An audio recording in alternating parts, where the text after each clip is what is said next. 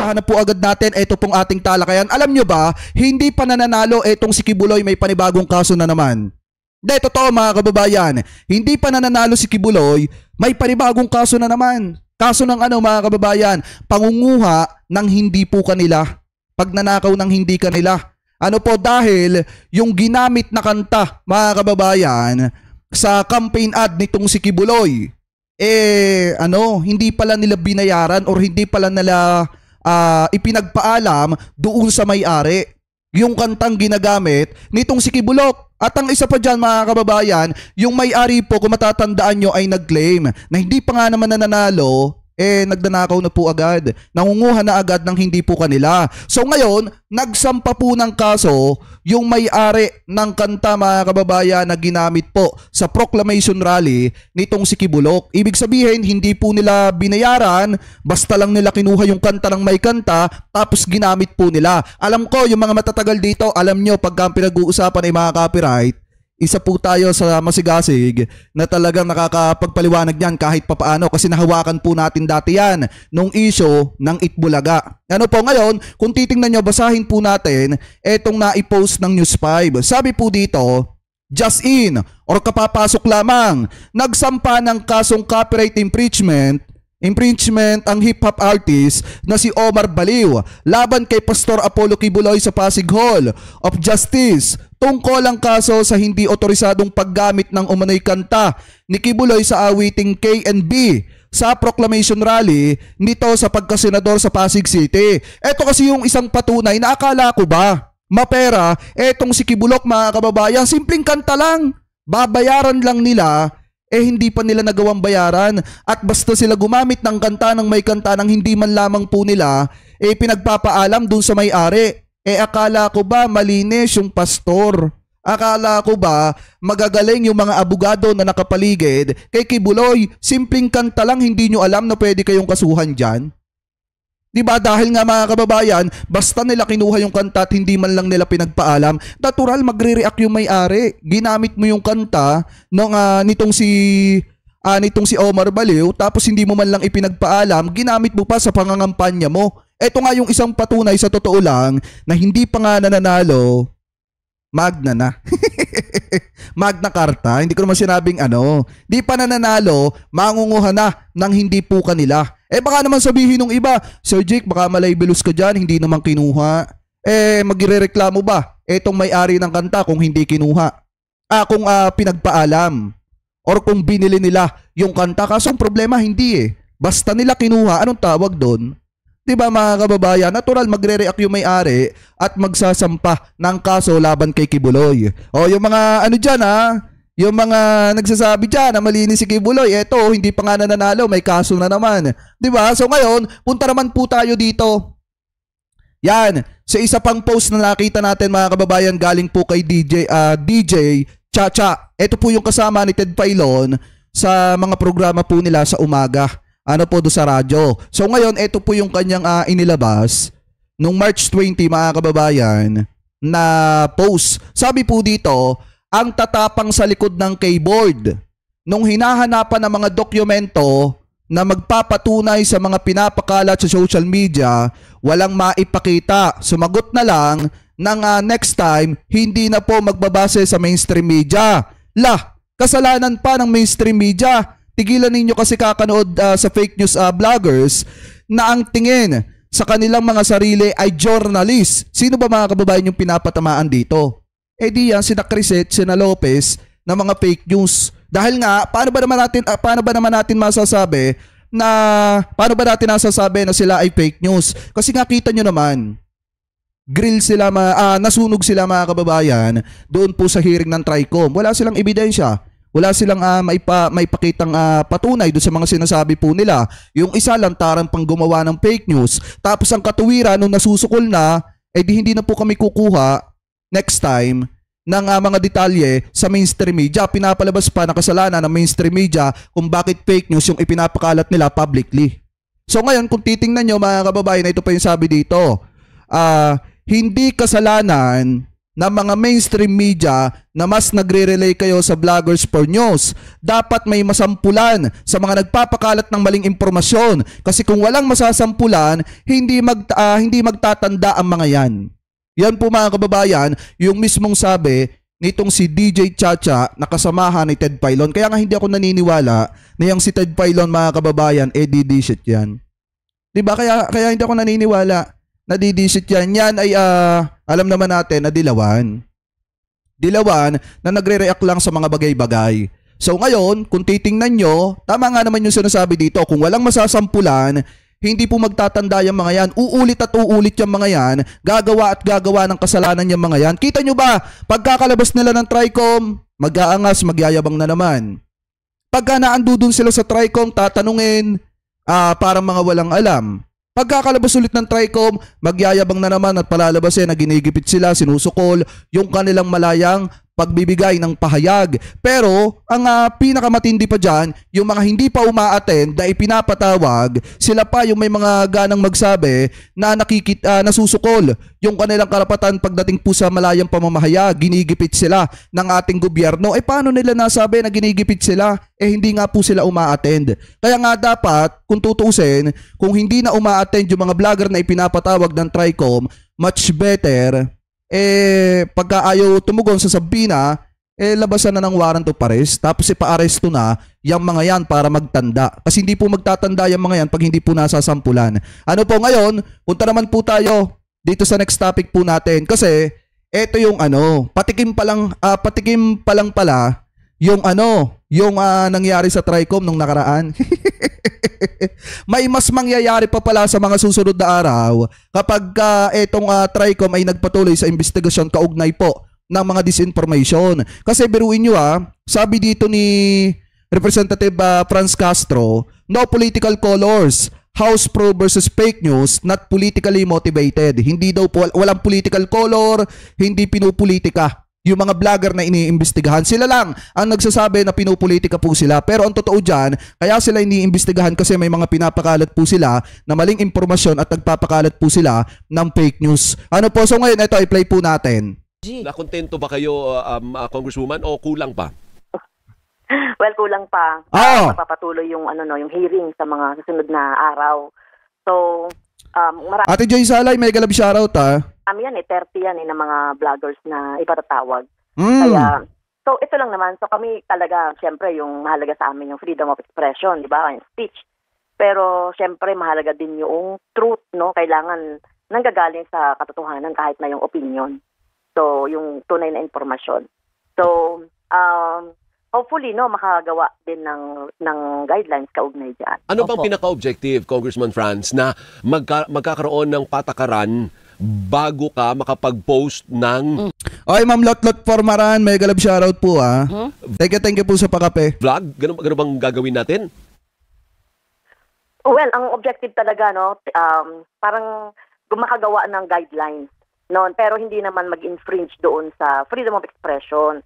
'Di ba, yung mga tunay na mga journalist na kagaya nyo, 'di ba, kung meron kayong binabalita or meron kayong opinion, based pa rin 'yun sa facts.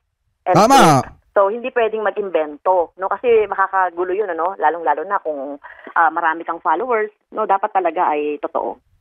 Opo, kasi ang problema ko, pinag-usapan namin ni Doris. Kasi dapat talaga mga kababayan, may rules din ang mga social media influencer, especially yung mga vlogger. Kung meron yung mga media na code and ethics, mga kababayan, dapat meron din yung mga vlogger para yung iba maging responsible sa mga balita po na inilalabas nila, sa mga balita na ipinapakalat po nila. Kasi kung hindi magkakaroon ng ganon, talagang malayang magpakalat ng ka-fake newsan yung mga taong ang motibo talaga ay sirain ang ating gobyerno. Kaya nga dapat talaga na magtuloy-tuloy itong investigasyon na ito at makagawa ng mas magandang batas para sa ikauunlad ng mga social media influencer sa malinis at malayang pamamahayag. Ano po ngayon, ipagpatuloy pa natin? Baka kasi rirentahan lang natin kung kontra sa pananaw natin. Dapat hindi ganun.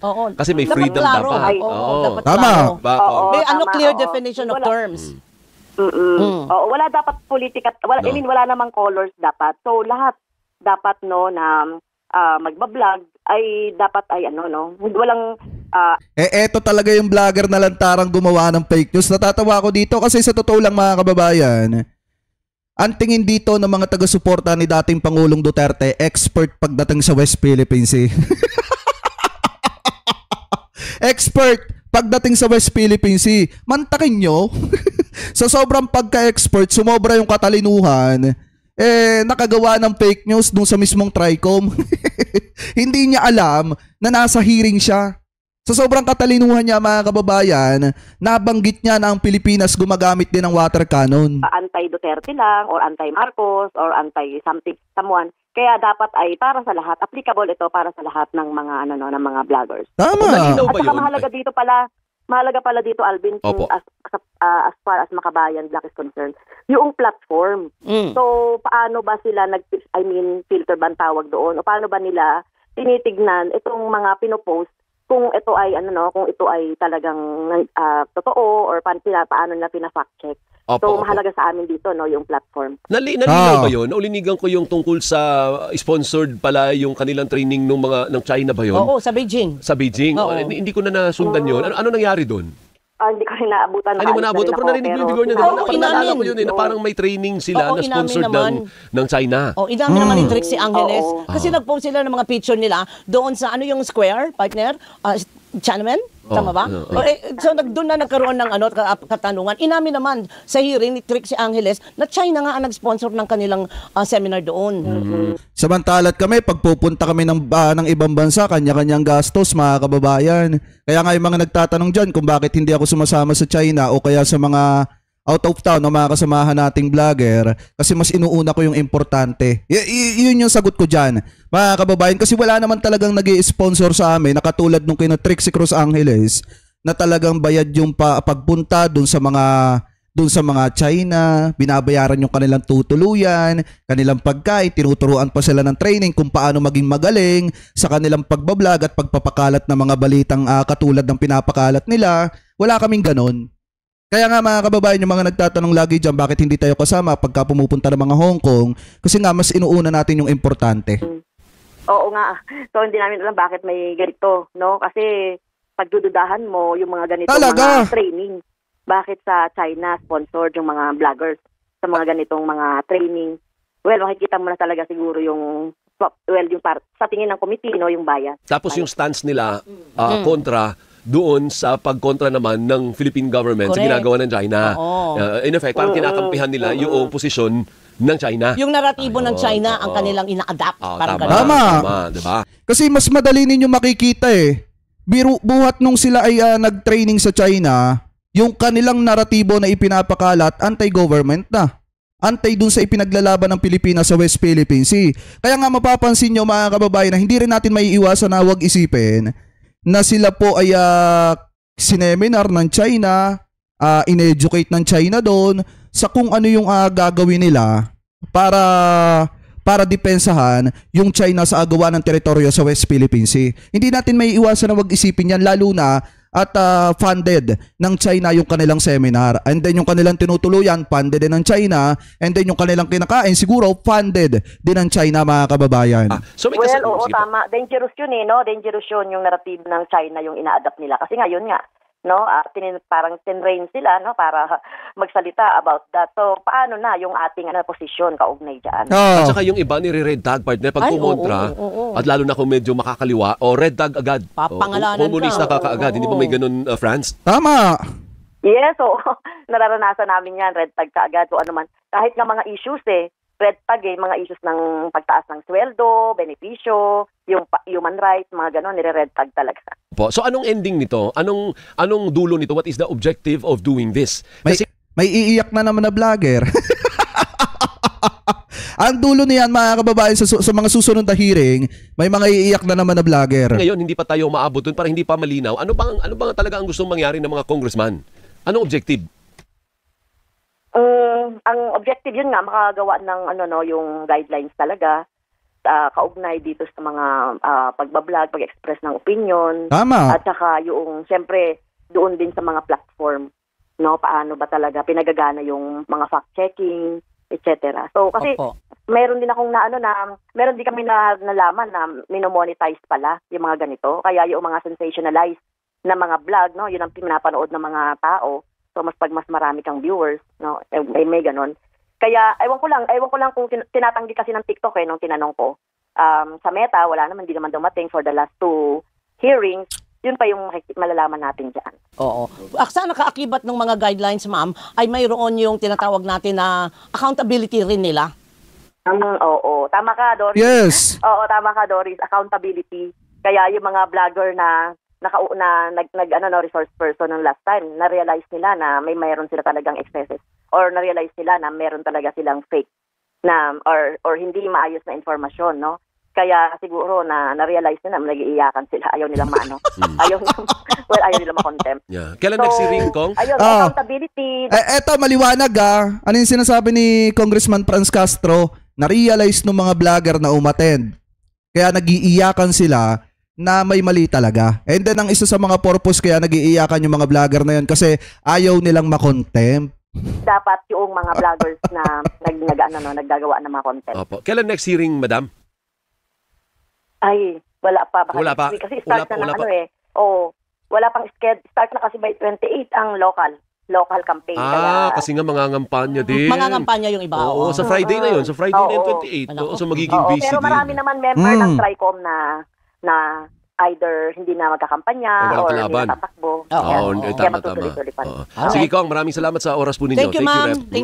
Tama yun mga kababayan yung sinasabi dito ni Congressman Franz Castro na hindi matatauhan yung mga yan kung hindi masasampulan. Kaya nga kailangan maiparealize sa kanila na mali yung ibinabalita po nila. Kaya nga kung titingnan nyo, gano'n na lamang katindi yung pag-iiyakan ng mga vlogger ni dating Pangulong Duterte. Kasi nga, sa mismong balita nila, kinuha yung itinanong sa kanila. Yung kasi masaklap mga kababayan kapag fake news yung ipinapakalat. Kasi pagka doon kumuha ng tanong sa mismong balita mo at hindi mo alam yung mga ginawa mong fake news na puro mga salita, video o kung ano-ano man, mahihirapan ka talagang sagutin yun. Biruin nyo eto sampal sa kanila to. Bakit? Mismong balita nila yung pinagkuhanan ni Congressman Abante ng itinatanong po sa kanila pero hindi nila masagot. Tapos yung pinakamasakla pa doon, umaamin mismo yung mga vlogger ni Digong na una, funded sila ng China, pangalawa, fake news sila. Kasi nga, mismong nasa TRICOM, lantarang gumawa ng fake news. Ano po mga kababayan, yung tinitingala, yung vlogger na tinitingala na mga taga-suporta ni dating Pangulong Duterte kasi biruin nyo pagka sinabing Mark Lopez ang nasa isip ng mga taga-suporta ni dating Pangulong Duterte, matalino ito pagdating sa issue ng West Philippine Sea. Pero noong nasa TRICOM, mga kababayan, kita nyo naman, lantarang gumagawa ng fake news.